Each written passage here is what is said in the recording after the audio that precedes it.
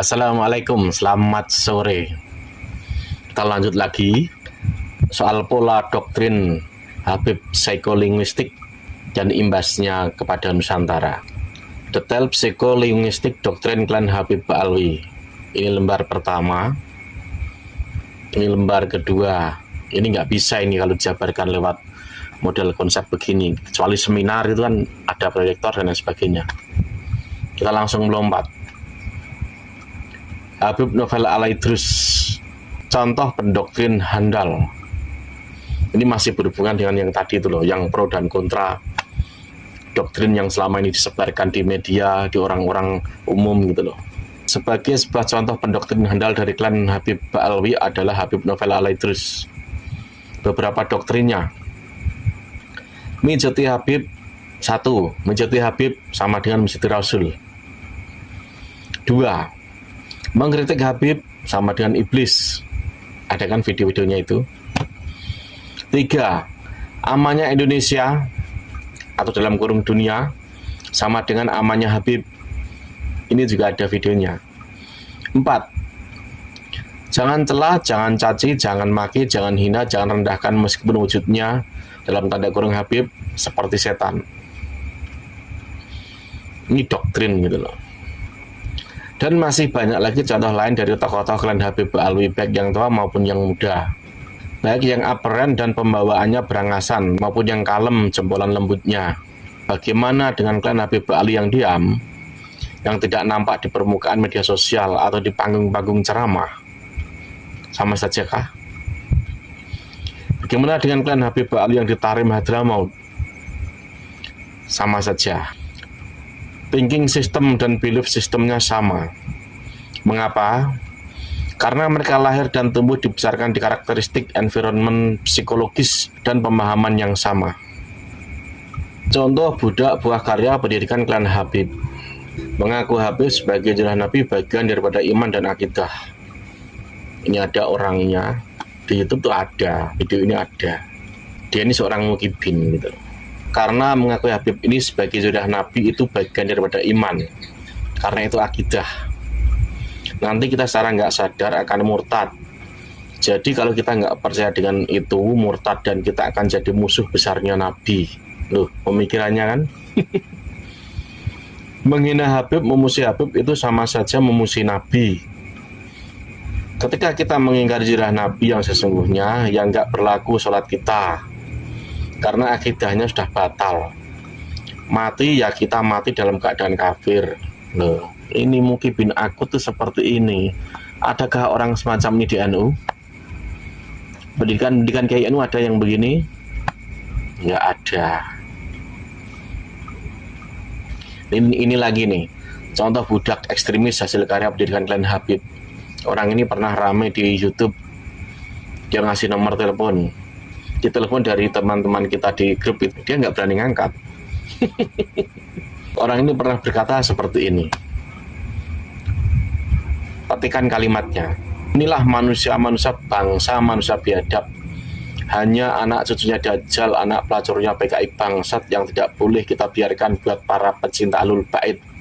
Anaknya pelacur PKI bangsat biadab ketemu sumbat mulutnya, sumbat halal darahnya. Bersyukur semua tak berada di tempat saya. Seandainya dekat di tempat saya, tidak bakalan lama. Ini seperti otaknya kodok. Jadi yang diakui mereka itu turunan yang sudah putus, yang dinyatakan oleh Robitoh Alawiyin, yang dinyatakan oleh para alim ulama, dinyatakan oleh para habib nasab yang terputus. 2024 ini kita buat satu kandang, tangkap kita masukin kandang, khususnya kepada si butak dari gua setan cucunya Dajjal.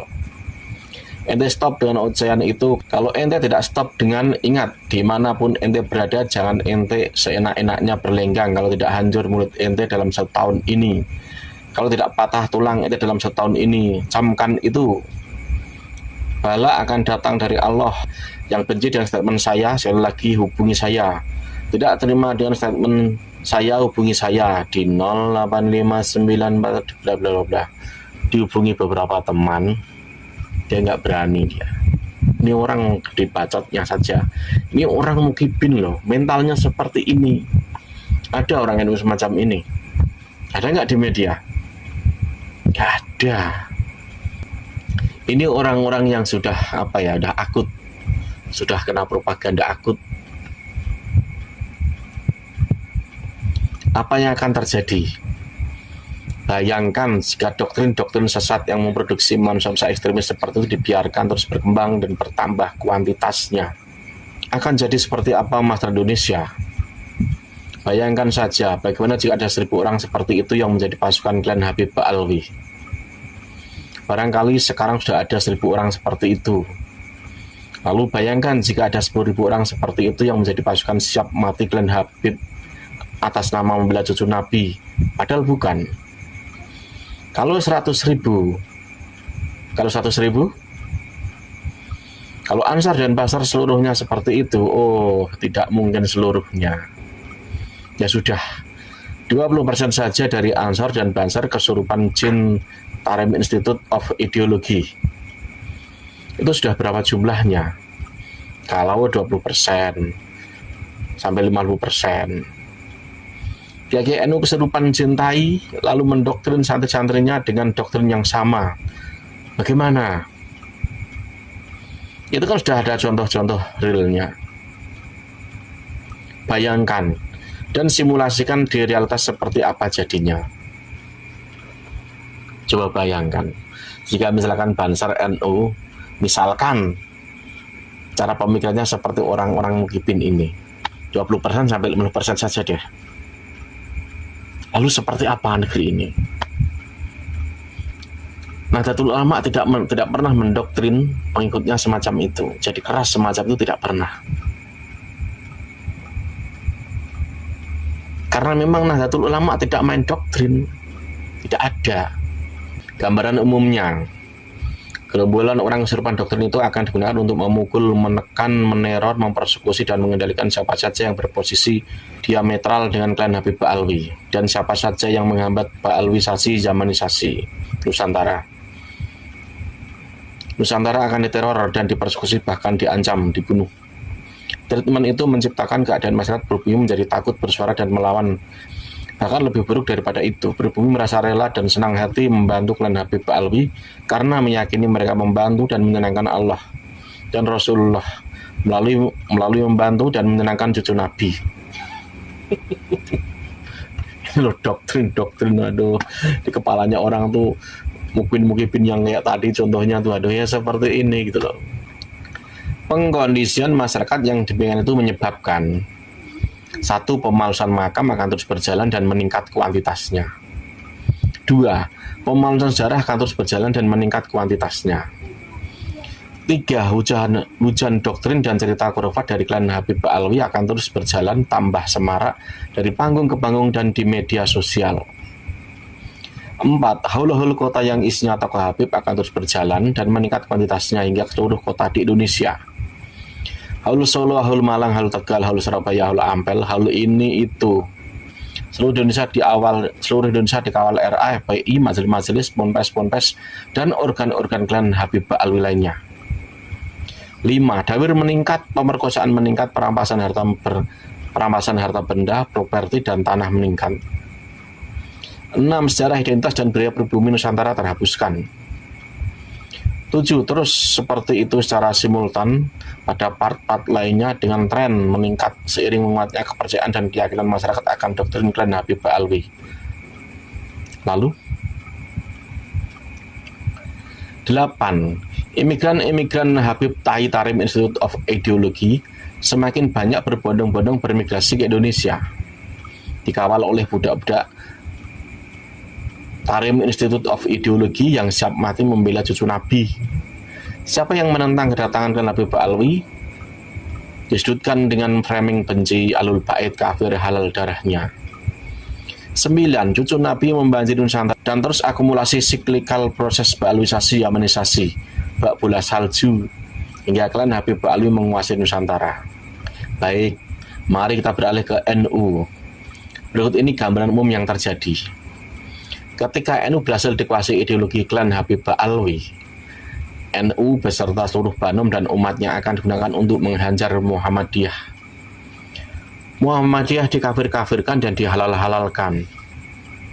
Darahnya Muhammadiyah dikafir-kafirkan dan dihalal-halalkan darahnya karena tidak mengakui Habib sebagai zuriyah Nabi. Lantas apa yang terjadi?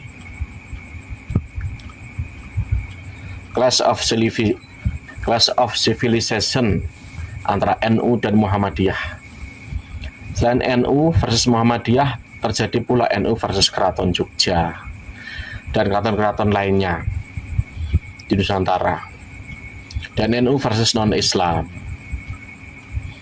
Non-Islam dikafir-kafirkan, dihalal-halalkan darahnya. Lalu apa yang terjadi? Civil war, perang sipil. Serem toh? Teruskan algoritma itu dengan mempertemukannya pada berbagai elemen di Nusantara.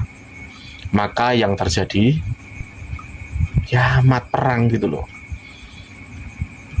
Yang terjadi adalah perpecahan, pertikaian, peperangan dan penjajahan oleh klan Habib Alwi. Di mana yang dijajah tidak merasa dijajah, bahkan rela dan senang hati dijajah oleh klan Habib Alwi, serta siap melakukan apa saja, bahkan mati pun gembira sebab yakin masuk surga karena membela cucu Nabi.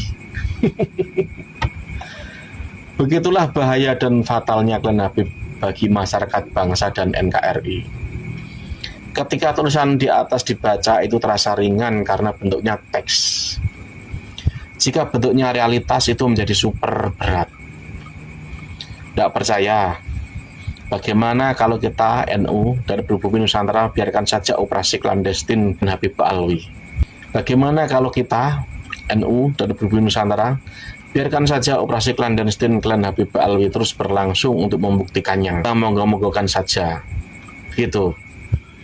Ya, civil war. Kalau doktrin-doktrin semacam itu berkembang dan tidak dihadang gitu loh. Wassalam.